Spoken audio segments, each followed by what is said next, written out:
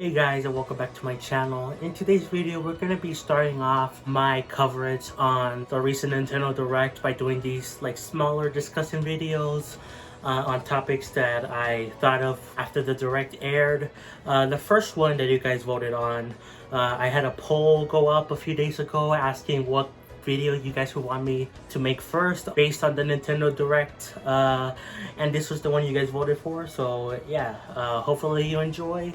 But yeah, let's just get right into it. Now, this wouldn't have been my first choice to do a video on. Not to say that I don't understand that this is a big deal. I'm going to be talking about why this is a big deal for Paper Mario fans, for Nintendo.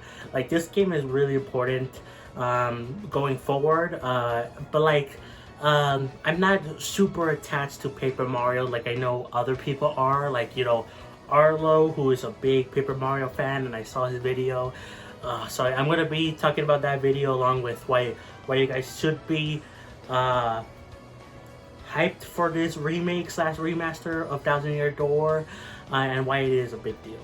So first of all, there's some people online where they're kind of finding it weird that, wow, Nintendo ended off their big Nintendo Direct with a remake. Really? Why are you guys excited for a Mario game? Well, first of all, one, it's a Mario game.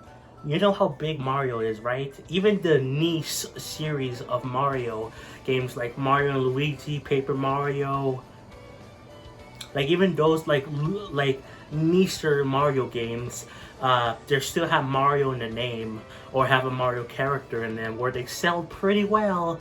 They're not like other series like, you know, Xenoblade, you know. So yeah, this is a big deal for people, obviously, because people are big Mario fans, but especially with this game, because of the fact that this was sort of the last traditional Paper Mario game, where it had RPG elements, you know, and stuff like that. So in case you don't know the story, I'm sure you guys know, but to give a quick rundown, basically Paper Mario 64 and Thousand Year Door were traditional RPGs with Mario in them. Then Super Paper Mario was like a platformer of sorts, but it still had like a deep story, whatever. I think lots of people are mixed on that because some people think that was the beginning of the end for Paper Mario. Some say it was the last good one, but either way, people are mixed on it. Then Sticker Star came out. Most people agree that game sucks.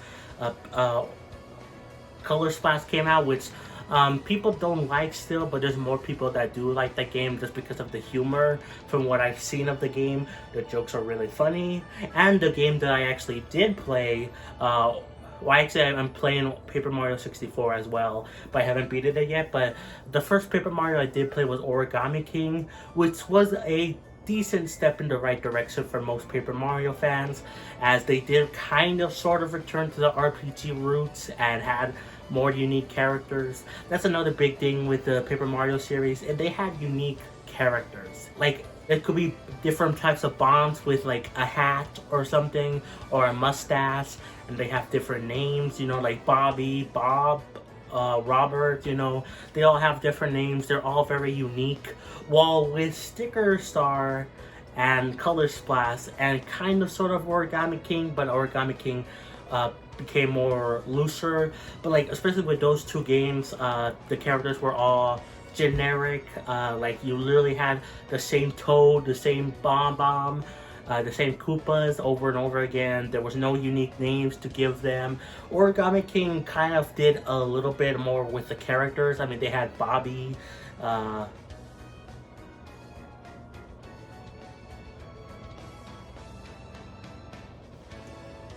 but it was still not fully there for Paper Mario fans.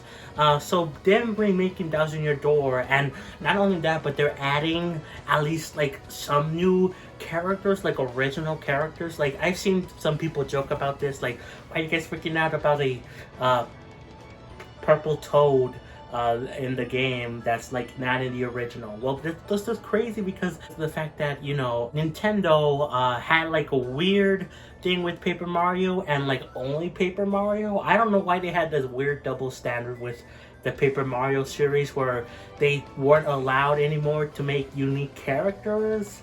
At least in terms of the Toads and making them all different. they could make new villains of sorts, but even then that was like only started to break up loosely by Origami King. With the other ones like Sticker Star and Color Splash, it was just Bowser again. But Origami King had original villains and an original character with your companion in the game, Olivia.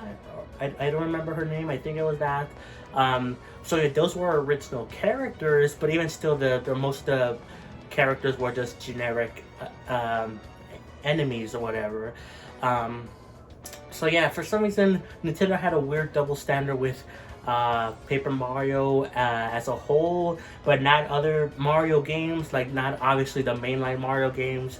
Mario Odyssey went wacky with different places, different characters, you know, stuff like that. Even bringing back older, unique characters we haven't seen in a while, like Pauline.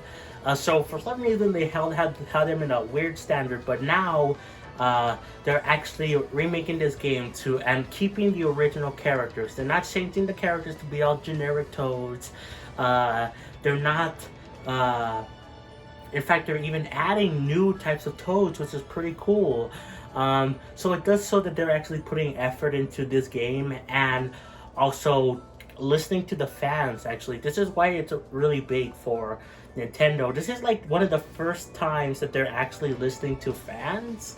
Now, I'm not one of those people that say Nintendo never listens to fans. They obviously do at least hear us, you know? They're not deaf. Sometimes they can seem that way, but they're not. They see when we type online that their game sucks, or this game is amazing, or that game has like a few issues or whatever. They hear that.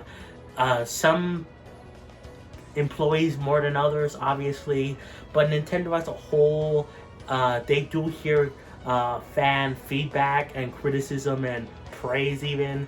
You know, they're not deaf, but this is like the first time really, besides maybe some small cases here and there, like Operation Rainfall with Xenoblade and the other games finally being brought over to the West. But this is like one of the first times in a while where it actually is very clear that they're listening to fans, because lots of people, I've heard this many times before, for years, like 7 or so years, that Remastered Thousand Year Door, they loved that game. They wanted it to be brought to modern consoles. They wanted to play it again.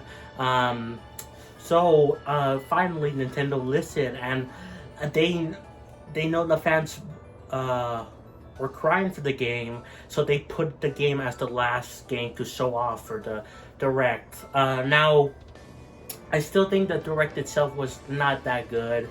It was mid, the definition of mid, obviously.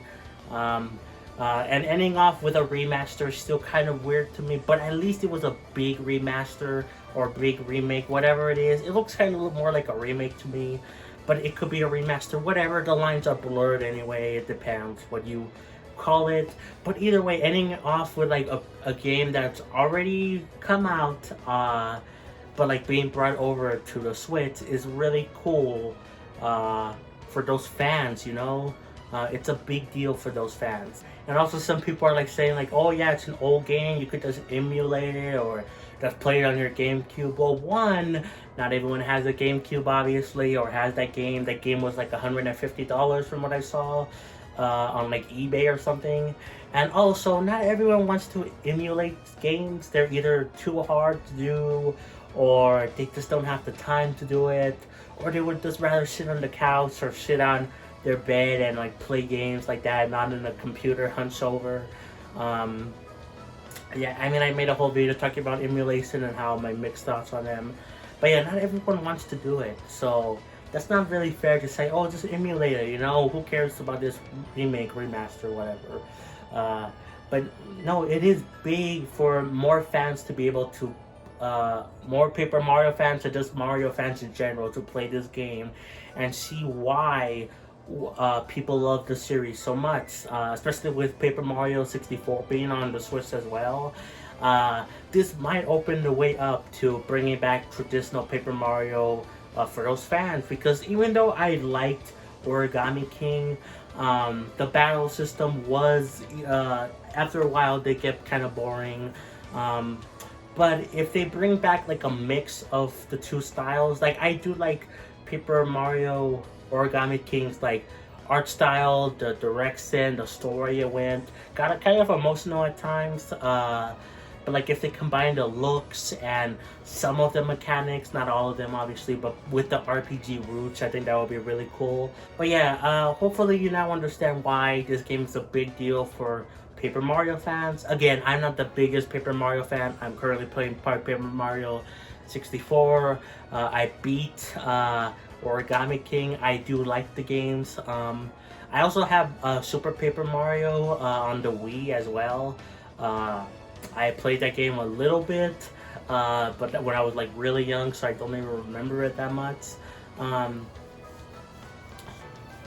but yeah, when this game comes out, I will definitely get it at some point. I don't know when. It just has a 2024 release date, so it could come out early in the year, midway in the year, or later next year. I don't know when, but no matter what, I will try to get it at some point because, again, I've heard great things about this game.